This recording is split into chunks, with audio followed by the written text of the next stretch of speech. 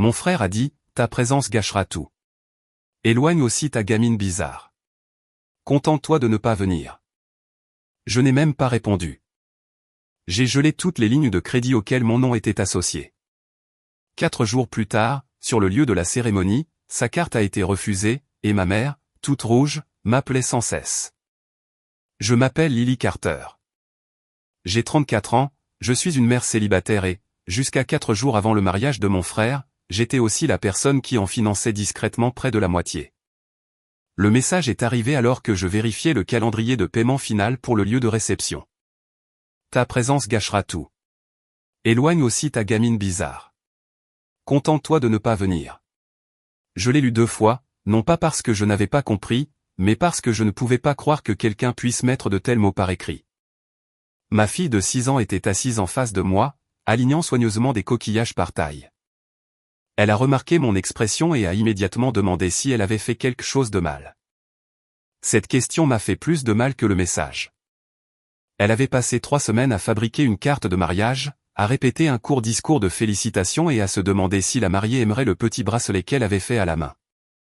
Maintenant, mon propre frère voulait la cacher parce qu'elle était silencieuse, sensible au bruit fort et parfois submergée dans les pièces bondées. Je n'ai pas discuté. Je ne l'ai pas appelé.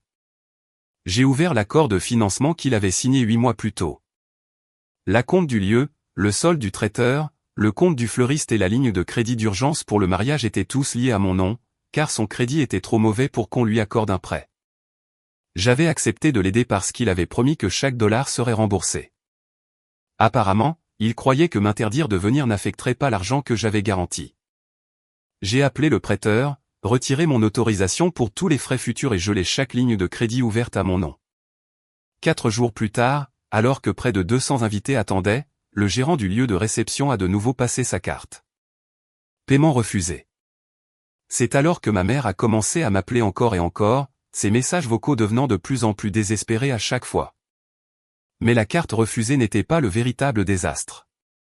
Ce qui s'est passé ensuite a révélé pourquoi mon frère avait été si déterminé à éloigner ma fille.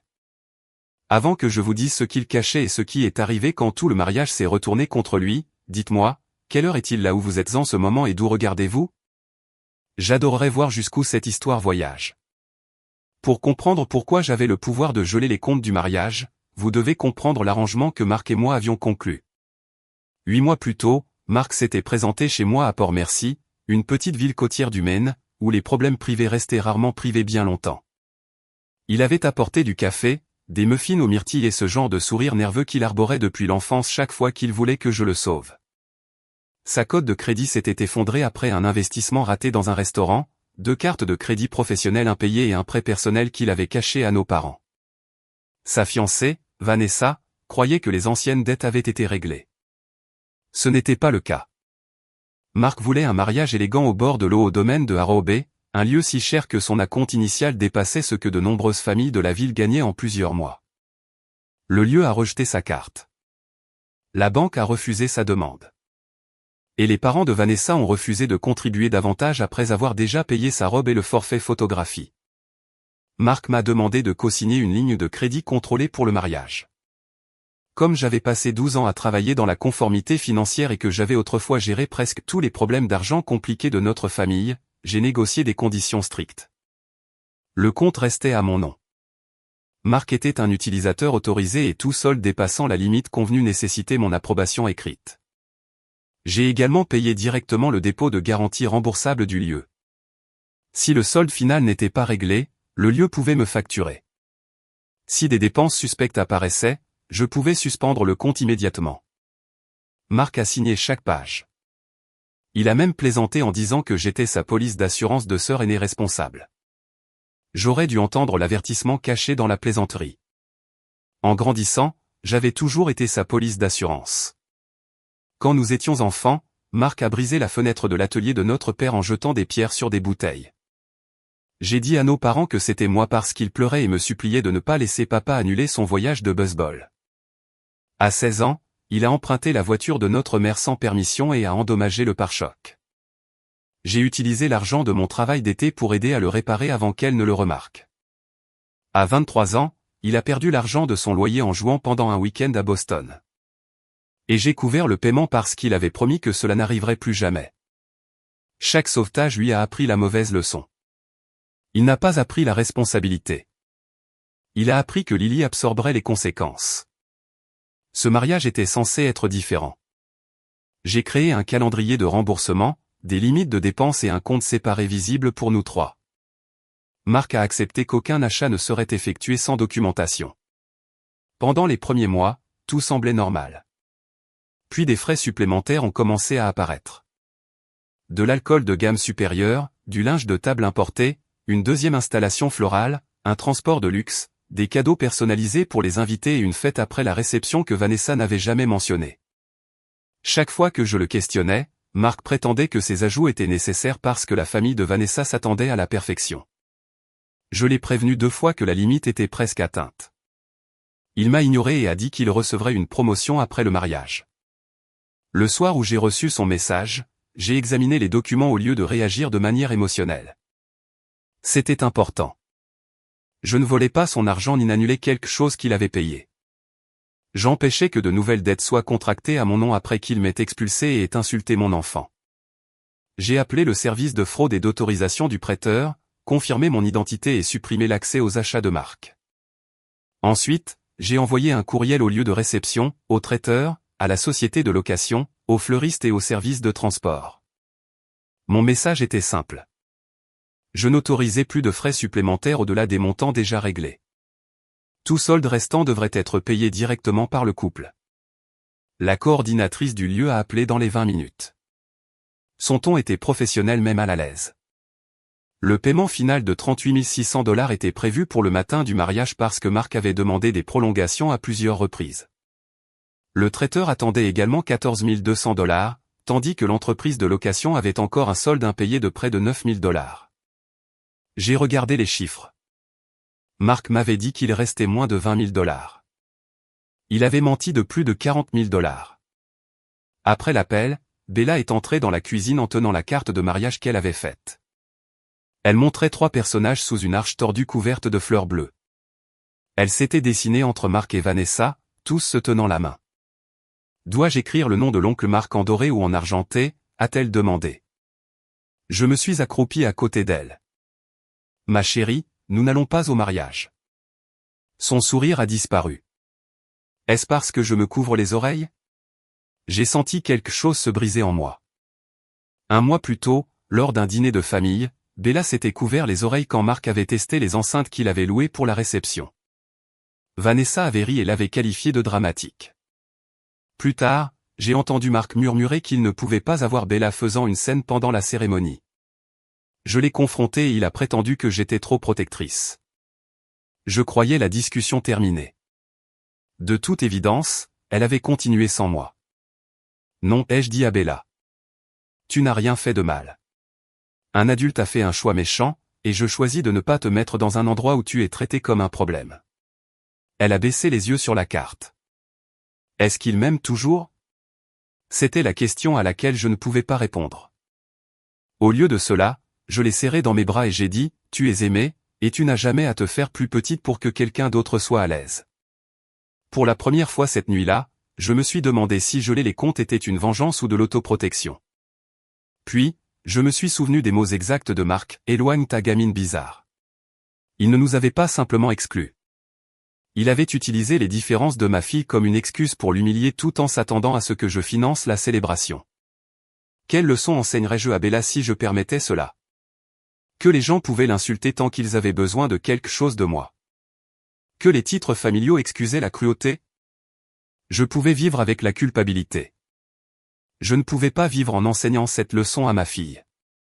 Marc a découvert le gel le lendemain matin lorsqu'un achat de champagne importé a été rejeté. Il ne m'a pas appelé en premier.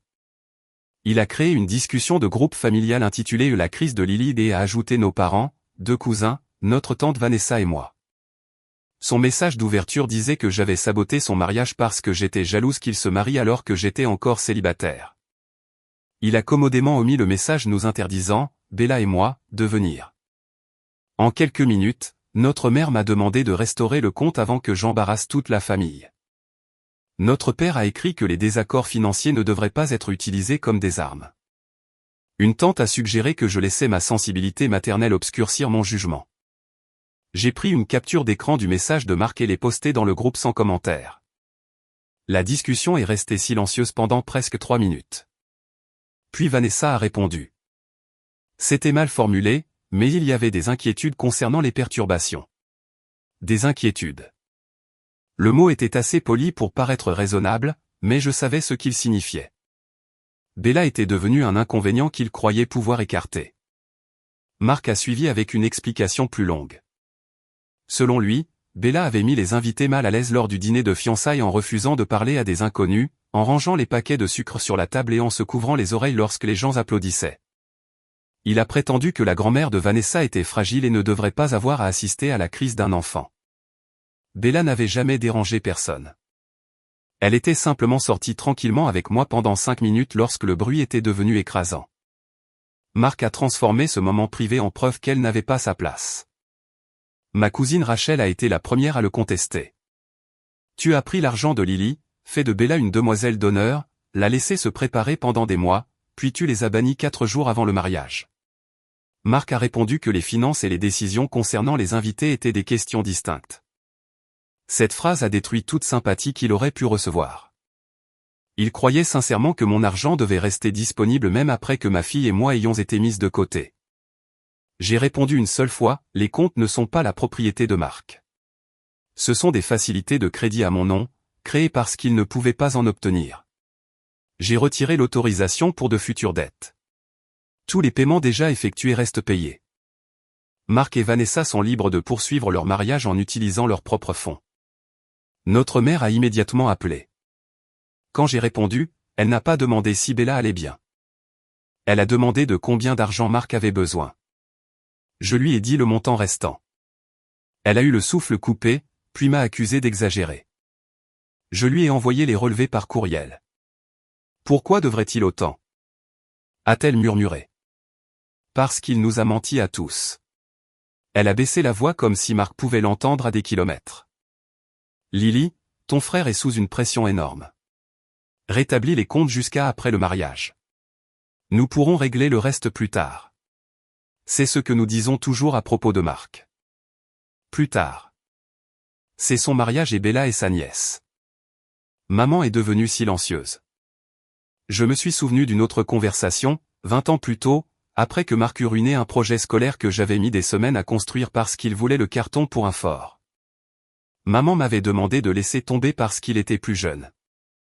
Quand il a démoli ma première voiture et l'a nié, elle m'a demandé de laisser tomber parce qu'il avait peur.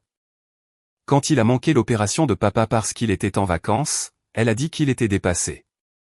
Marc avait bâti toute sa vie d'adulte à l'abri des excuses de notre famille.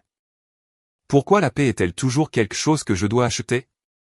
Ai-je demandé. Maman a dit que j'étais dramatique. Je lui ai dit que je ne rétablirais pas les comptes et j'ai mis fin à l'appel. Cet après-midi-là, un autre type de message est arrivé. Il venait de la sœur cadette de Vanessa, Claire, que je connaissais à peine. Elle m'a demandé si nous pouvions parler en privé. Pendant notre appel, elle semblait effrayée. Claire m'a dit que Marc me blâmait depuis des mois chaque fois que les fournisseurs du mariage demandaient un paiement. Il prétendait que je contrôlais une fiducie familiale et que je refusais de débloquer de l'argent s'il ne suivait pas mes ordres. Il n'y avait pas de fiducie familiale. Claire a également dit que Vanessa croyait que les dettes du restaurant de Marc avaient été remboursées grâce à la vente d'un bien d'investissement. Marc ne possédait pas de bien d'investissement. Puis Claire a révélé quelque chose de plus étrange. 3 jours plus tôt, elle avait entendu Marc se disputer avec la coordinatrice du lieu au sujet d'une présentation prévue pour la réception. Il voulait que la coordinatrice affiche des photos d'enfance et une vidéo familiale préenregistrée. Pendant la dispute, il a dit « Lily ne peut pas être là quand ça passera. Elle reconnaîtra les chiffres. » Quels chiffres, ai-je demandé. Claire ne le savait pas, mais elle m'a envoyé une photo d'un plan de table imprimé qu'elle avait trouvé dans la suite nuptiale. Mon nom et celui de Bella avaient été supprimés. À leur place, Marc avait assis 2 hommes de Northeastern Coastal Development, l'entreprise où il travaillait comme responsable des achats régionaux. Cela a tout changé. Marc ne nous avait pas seulement exclus parce que Bella était différente. Il avait besoin de nos places pour des invités d'affaires, et il ne voulait pas que je sois présente lorsque quelque chose de financier apparaîtrait pendant la réception. J'ai rouvert le compte du mariage et examiné chaque transaction des 6 mois précédents. Plusieurs noms de fournisseurs me semblaient inconnus. Une entreprise florale avait reçu 3 paiements totalisant 11 800 $. Pourtant, le contrat officiel du fleuriste ne mentionnait pas de sous-traitant. Un fournisseur de transport avait facturé le compte 2 fois à des dates identiques. Le plus suspect était des frais de conseil de 16 000 $ intitulés Logistique d'événements, approuvés avec la carte autorisée de marque. J'ai cherché dans la base de données d'enregistrement des entreprises. La société de conseil appartenait au colocataire de Marc à l'université, Derek Shaw. Le soir, j'ai compris que c'était plus gros qu'un mariage coûteux. Marc avait acheminé le crédit du mariage vers des entreprises liées à des gens qu'il connaissait. Je ne pouvais pas encore prouver si l'argent lui était revenu, mais j'en savais assez pour contacter le service des enquêtes du prêteur. Je leur ai envoyé les relevés, les contrats des fournisseurs et les informations de Claire. Ils ont ouvert une enquête formelle et m'ont conseillé de ne pas avertir Marc. Pendant des années, j'avais protégé mon frère des conséquences. Maintenant, la chose la plus dangereuse que je pouvais lui faire était de ne rien faire du tout. Marc est arrivé peu après 21 h ce soir-là. Il a frappé à la porte assez fort pour réveiller Bella à l'étage. À travers la fenêtre, je l'ai vu faire les 100 pas dans une veste chère, sa cravate desserrée et son visage rouge. J'ai allumé la lumière du porche mais j'ai gardé la porte verrouillée. Ouvre la porte, Lily. Non, tu vas me parler à travers la vitre. Tu m'as dit de rester à l'écart. Je respecte ta limite. Son expression s'est durcie. Rétablis le compte. Paie les fournisseurs toi-même. Tu sais que je ne peux pas déplacer autant d'argent en 4 jours. Alors pourquoi as-tu signé des contrats qui l'exigent? Il s'est approché. Parce que tu as promis de m'aider. J'ai promis de garantir des dépenses de mariage approuvées dans une limite fixe. Je n'ai pas approuvé de facture en double, de fournisseurs secrets ou de 16 000 $ payés à la société de Derek. Pendant une demi-seconde, la colère a disparu de son visage. Cette réaction m'en a dit plus qu'une confession. Tu as fouillé dans mes affaires privées. Les frais sont attachés à mon nom. Ils sont légitimes. Alors les enquêteurs du prêteur le confirmeront. Le mot enquêteur l'a changé. Jusque-là, il avait traité cela comme un autre différend familial qu'il pouvait gagner par la pression. Maintenant, il comprenait que cela avait dépassé le salon de nos parents. Il a prétendu que le paiement de Derek remboursait des dépenses en espèces, que les frais de transport couvraient différents véhicules et que la société florale était un sous-traitant. Chaque explication venait trop vite et manquait de preuves. Quand cela a échoué, il a changé de tactique. Il a dit que Vanessa le quitterait si le mariage s'effondrait. Il a averti que la santé de maman ne pourrait pas survivre à l'humiliation et que papa ne me pardonnerait jamais. Puis il a demandé comment j'expliquerais à Bella que j'avais détruit la vie de son oncle. Marc avait toujours eu le talent de transformer les conséquences de ses choix en la culpabilité de quelqu'un d'autre. J'ai déverrouillé la porte mais j'ai gardé la chaîne. Tu te souviens de l'été après mon diplôme universitaire? Il a levé les yeux au ciel. Quelle importance cela a-t-il? Tu as volé l'argent d'urgence de papa, tu l'as perdu à Atlantic City et tu m'as appelé à 2 h du matin. J'ai conduit 6 heures, payé ta note d'hôtel et menti à papa. Discutons-nous sérieusement de l'enfance? Nous discutons d'un schéma. J'ai menti pour toi, payé pour toi et je t'ai protégé. Chaque sauvetage t'a appris que quelqu'un d'autre porterait la prochaine conséquence. J'ai dit que je te rembourserais. Tu me dois encore de l'argent depuis 3 urgences. Il a agrippé le cadre. La cruauté de cette phrase a effacé mon doute restant. Bella dort à l'étage. Pars. Les gens la tolèrent à cause de toi. Un jour, personne ne réorganisera le monde autour d'elle. J'ai commencé à fermer la porte, mais il l'a bloquée avec sa chaussure. Bouge ton pied. Rétablis le compte. Ma caméra de sécurité t'enregistre. Il a reculé. Avant de partir, il a dit, quand cette famille s'effondrera, tout le monde saura que c'est toi qui en es la cause. J'ai vérifié comment allait Bella et je l'ai trouvée assise, serrant son phoque en peluche. Elle avait entendu des voix fortes, mais pas les mots. Est-ce que l'oncle Marc est en colère parce que nous n'y allons pas, a-t-elle demandé. Il est en colère parce que je lui ai dit non. As-tu un peu peur? Elle a pris ma main. Tu as dit que être courageux, c'est faire quelque chose même quand on a peur. À 6 ans, ma fille comprenait mieux les limites que la plupart des adultes de ma famille. Le lendemain matin, papa est venu seul.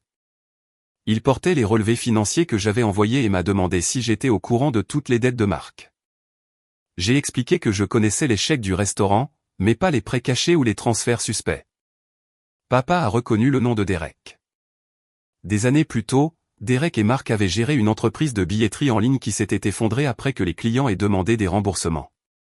Papa avait remboursé un des prêts de Marc à l'époque, et maman ne me l'avait jamais dit. Il a également admis qu'ils avaient retiré 22 000 $ de leur épargne retraite 3 mois plus tôt parce que Marc prétendait que le lieu annulerait sans un paiement d'urgence. Pourtant, le lieu n'avait toujours pas reçu son solde. Pour la première fois, papa ne m'a pas demandé de rétablir la ligne de crédit. Il a demandé des copies de tout. Avant de partir, il a jeté un coup d'œil vers Bella dans le salon. L'a-t-il vraiment qualifié de bizarre? Je lui ai montré le message. Papa a plié l'imprimé et l'a mis dans sa poche. Ta mère a vu ces mots, a-t-il dit doucement. Je ne pense pas qu'elle se soit autorisée à les comprendre. Parfois, le déni n'était pas de l'ignorance. C'était un choix pour éviter la responsabilité que la compréhension exigerait. La veille du mariage, maman m'a demandé de la retrouver dans un café près du port. Elle avait l'air épuisée, mais l'épuisement n'était pas la responsabilité. Marc dit que l'enquête pourrait détruire sa carrière, a-t-elle commencé? A-t-il expliqué les paiements? Il dit que c'était des transferts temporaires. À qui? Elle a détourné le regard. Il ne m'a pas donné tous les détails. Alors pourquoi le défends-tu? Parce qu'il est mon fils. Et je suis ta fille. Bella est ta petite fille. Maman a insisté sur le fait qu'elle aimait Bella. Alors, je lui ai demandé de condamner ce que Marc avait fait sans exiger immédiatement que je le sauve. Elle a finalement admis que Marc s'était plaint des semaines plus tôt que la famille de Vanessa considérait Bella comme imprévisible. Maman lui a conseillé de parler gentiment, mais elle savait qu'il avait l'intention de nous retirer de la liste des invités. Elle n'a rien fait parce qu'elle espérait qu'il changerait d'avis. Tu as espéré que le problème disparaîtrait avant que tu aies à choisir, ai-je dit. Quand j'ai demandé si elle prévoyait toujours d'y assister, elle est restée silencieuse. Puis elle a révélé pourquoi Marc avait remplacé nos places par des invités d'affaires. Pendant la réception, il prévoyait d'annoncer un projet de développement hôtelier côtier à des investisseurs potentiels. La présentation utilisait des photos d'enfance et des informations sur les cotages de location de notre famille pour le faire paraître établi et digne de confiance. Il ne voulait pas que je sois présente car je gérais ses propriétés et je reconnaîtrais les chiffres erronés. Papa a cherché dans ses courriels et a trouvé un formulaire de vérification des actifs familiaux que Marc lui avait demandé de signer, prétendant qu'il s'agissait de documents hypothécaires. Il ne transférait pas la propriété, mais il permettait à Marc de présenter certains chiffres de revenus familiaux lors des discussions d'investissement préliminaires. Maman a mis sa main sur sa bouche. Il a dit que c'était pour la maison que lui et Vanessa voulaient. Maintenant que tu sais, y vas-tu toujours, ai-je demandé. Elle s'inquiétait de l'humilier, de contrarier la famille de Vanessa et de devenir le sujet des ragots de la ville. Tu énumères toutes les personnes dont les sentiments comptent, ai-je dit. Bella n'est toujours pas sur cette liste. Maman a tendu la main vers la mienne. S'il te plaît, débloque assez d'argent pour sauver la cérémonie. Ton père et moi le confronterons après. Il y a toujours un après avec Marc. Après signifie qu'il obtient ce qu'il veut avant de faire face aux conséquences. Je suis parti en sachant que je pourrais perdre ma mère temporairement. Une partie de moi voulait encore passer un appel et empêcher le désastre. Mais cette impulsion n'était pas de la bonté. C'était du conditionnement. À la maison, Bella emballait le bracelet qu'elle avait fait pour Vanessa. Peut-on le poster, a-t-elle demandé. Même si nous n'y allons pas. Elle avait été rejetée et s'inquiétait encore que Vanessa puisse se sentir triste. Nous pouvons le garder jusqu'à ce que tu décides, ai-je dit. Tu ne dois à personne un cadeau juste parce que tu l'as déjà fait. Ce soir-là, Claire a appelé. Elle avait confronté Vanessa au sujet des dettes cachées de Marc, du faux bien d'investissement et de la société de Derek. Marc a répondu en m'accusant de fabriquer des preuves parce que j'étais amère de son mariage. Il a également affirmé que j'avais développé un grave trouble émotionnel après mon divorce et qu'on ne pouvait pas me faire confiance avec de l'argent. Ce mensonge a finalement rendu Vanessa méfiante. Elle a demandé à Claire d'obtenir la présentation financière prévue pour la réception. Vers minuit, Claire me l'a envoyée. La première page affichait une photographie des cottages de notre famille sous le titre Portefeuille côtier de la famille Carter. Valeur projetée 2,4 millions de dollars. Mark se nommait partenaire directeur et décrivait nos parents comme des parties prenantes passives. Mon nom était absent alors que je gérais les propriétés depuis des années. La proposition demandait un investissement de 600 000 dollars soi-disant garanti par l'immobilier existant contrôlé par la famille. Mark n'avait pas simplement utilisé mon crédit pour financer son mariage. Il avait l'intention d'utiliser le mariage pour financer une entreprise bâtie sur une propriété qu'il ne possédait pas. J'ai envoyé le dossier à papa, à l'enquêteur du prêteur et à notre avocat. Papa a répondu par 4 mots. J'en ai enfin fini. Le matin du mariage, j'ai désactivé les notifications et emmené Bella dans un centre de sauvetage marin à 40 minutes de là. Je voulais que la journée lui appartienne, pas à la crise que Mark avait créée. Elle aimait les phoques, les bassins de marée et la salle d'observation calme donnant sur les bassins de réhabilitation. À 11h17, le domaine de Harrow Bay a tenté de traiter le paiement final du lieu. La carte a été refusée car Mark n'était plus un utilisateur autorisé. Le gérant a demandé un autre mode de paiement et lui a donné jusqu'à midi. Mark a essayé 3 cartes personnelles. Chacune a été refusée ou avait dépassé sa limite. Vanessa a tenté de transférer de l'argent de leur compte joint et a découvert qu'il contenait moins de 4 000 dollars. Elle croyait qu'ils avaient près de 31 000 dollars. Mark a commencé à m'appeler à 11h26. Maman a suivi une minute plus tard. À 11h29, le lieu a envoyé un avis expliquant que sans paiement, seule la petite cérémonie en plein air couverte par la compte initiale pourrait avoir lieu. La salle de bal, la restauration, l'alcool, les locations, le système de sonorisation et le personnel de la réception seraient retenus. Les messages de Mark ont changé rapidement. D'abord une exigence, appelle-moi immédiatement. Ça a été trop loin. Puis un plaidoyer. Libère le paiement. On réglera ça lundi. Finalement, une menace. Si tu ne règles pas ça, je dirai à tout le monde que tu as commis une fraude. Maman pleurait dans son message. Les invités arrivent. S'il te plaît, ne nous fais pas ça. Nous. Elle parlait encore comme si j'attaquais la famille au lieu de refuser de financer la tromperie de Mark. J'ai écouté pendant que Bella regardait un phoque blessé apprendre à nager. Puis papa a appelé. N'envoie pas d'argent, a-t-il dit. Derrière lui, je pouvais entendre des cris. Il a expliqué que le gérant du lieu avait rassemblé Mark, Vanessa, les 2 pères de parents et l'organisateur de mariage dans un bureau privé. Vanessa a exigé l'accès au compte. Mark a refusé. Claire a produit les relevés et la présentation d'investissement. Vanessa a demandé pourquoi Mark s'était décrit comme gérant des propriétés Carter. Mark a prétendu que papa l'avait autorisé. Papa a nié. Mark a blâmé Derek pour la formulation, mais Derek a admis que Mark avait payé sa société 16 000 dollars pour qu'il puisse lui retourner 13 500 dollars en espèces et garder le reste comme commission. Mark avait converti mon crédit en espèces. Une partie a payé des dettes personnelles. Une autre partie a financé la fausse proposition de développement et le reste avait disparu. Vanessa a enlevé sa bague de fiançailles. Mark a essayé de l'arrêter en prétendant que chaque homme dissimulait un stress financier avant le mariage. Elle a demandé si chaque homme utilisait aussi son mariage pour solliciter des investisseurs avec des biens qu'il ne possédait pas. Il nous a accusés, Claire et moi, de l'avoir monté contre lui.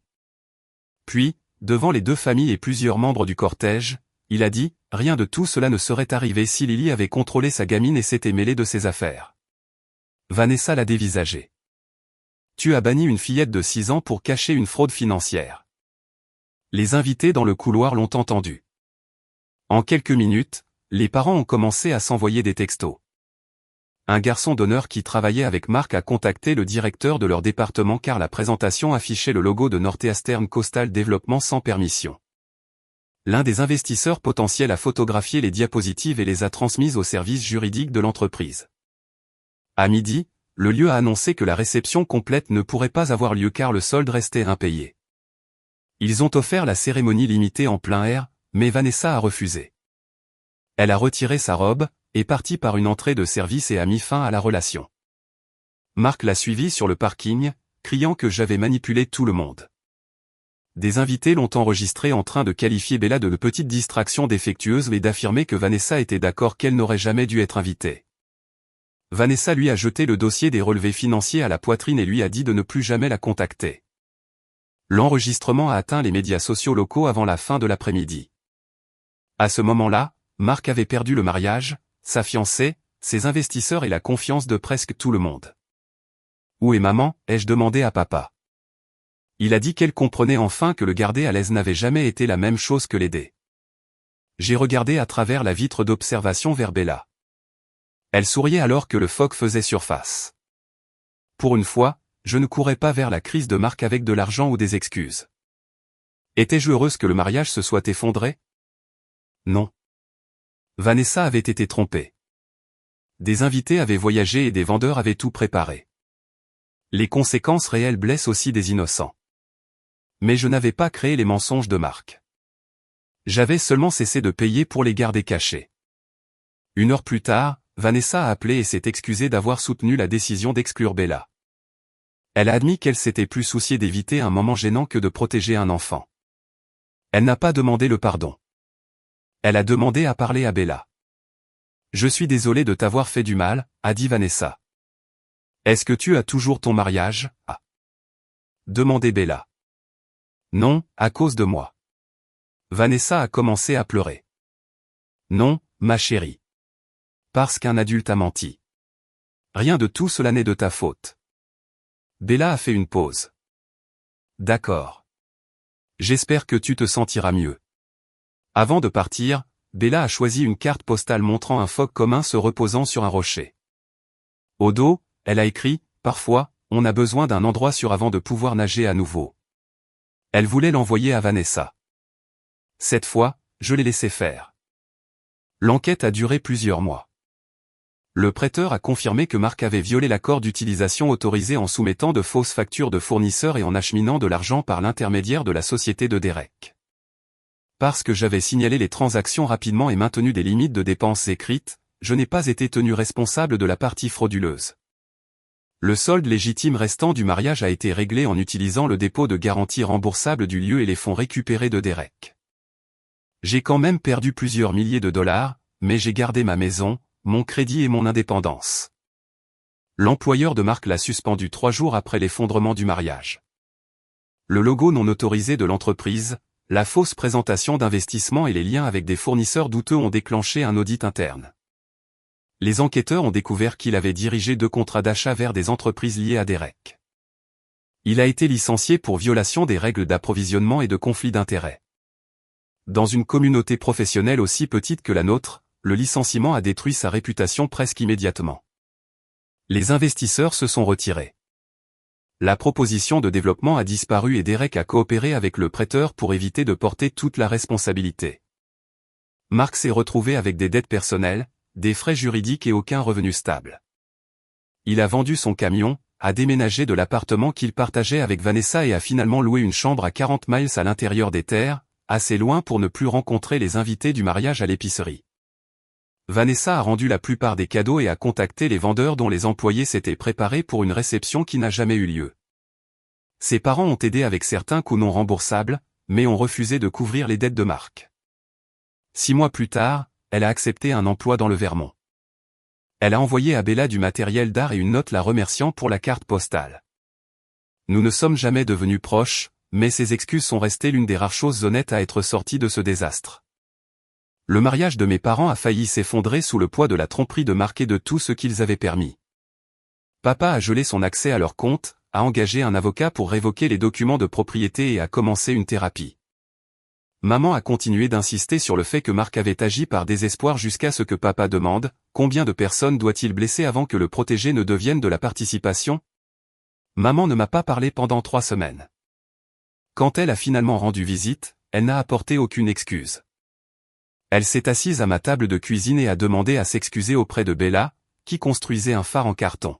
« Je savais que vous étiez exclus et je ne vous ai pas défendu », a dit maman. J'ai eu tort. Bella l'a regardé. « Pensais-tu que j'étais bizarre, toi aussi ?» Le visage de maman s'est décomposé. « Non, Mais j'ai agi comme si c'était acceptable que quelqu'un d'autre le dise, et cela t'a blessé tout autant. Ce n'étaient pas des excuses parfaites, mais elles étaient spécifiques. Il n'y avait pas de « si », pas de demande d'oubli, et pas de demande de pardon instantanée. Bella l'a laissé l'aider à peindre le phare. La confiance est revenue lentement, par des actions plutôt que par des promesses. Marc m'a contacté à plusieurs reprises. Ses messages sont passés du blâme à la négociation, puis à l'apitoiement.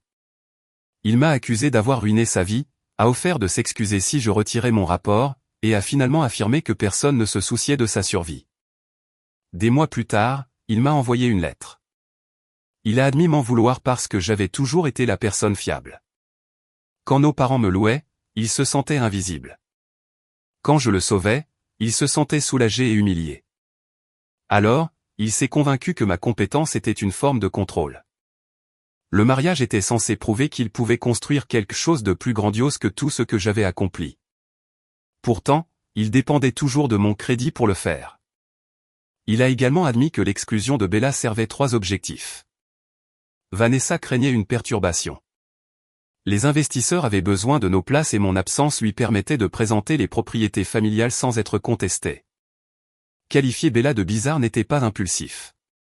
Il voulait me blesser suffisamment pour que je reste à l'écart sans enquêter. Cette confession a effacé ma dernière conviction qu'il avait simplement paniqué. Il avait utilisé la vulnérabilité d'un enfant pour cacher une tromperie financière. À la fin de la lettre, il a demandé à voir Bella.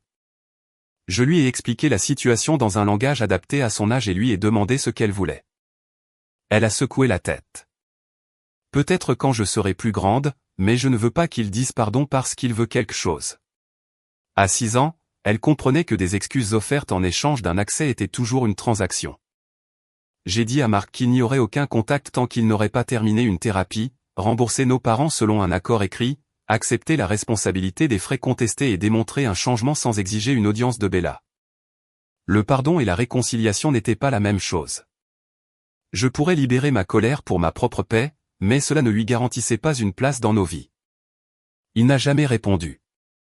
1 an plus tard, Bella a participé à une exposition d'art communautaire à la bibliothèque du port. Ses dessins montraient des animaux marins blessés se rétablissant dans des espaces protégés. L'image centrale représentait un jeune phoque se reposant derrière une barrière tandis que des phoques plus grands attendaient à l'extérieur. Elle l'a intitulé « En sécurité n'est pas la même chose que seul ». Pendant des années, ma famille avait traité les limites comme des punitions. Dire non était qualifié d'égoïste. Refuser de payer était qualifié de trahison. Révéler la vérité était qualifié de destruction. Marc, pendant ce temps, avait été autorisé à mentir, emprunter, insulter et manipuler parce que le confronter semblait plus difficile que de me sacrifier. Geler la ligne de crédit ne m'a pas rendue puissante.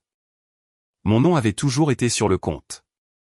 Le vrai pouvoir est venu de l'acceptation que d'autres personnes pouvaient être en colère contre moi et que je pouvais quand même avoir raison. Je n'avais pas besoin de l'approbation de ma mère, de la gratitude de mon frère ou de la compréhension de la ville pour protéger ma fille. Certains ont dit que Marc avait assez souffert. D'autres ont cru que j'aurais dû sauver le mariage et le confronter après. Ils n'avaient pas entendu Bella demander si se couvrir les oreilles la rendait indigne d'être aimée. Ils n'avaient pas vu de frais frauduleux attachés à leur nom ou passer des années à sauver quelqu'un qui confondait protection et droit acquis.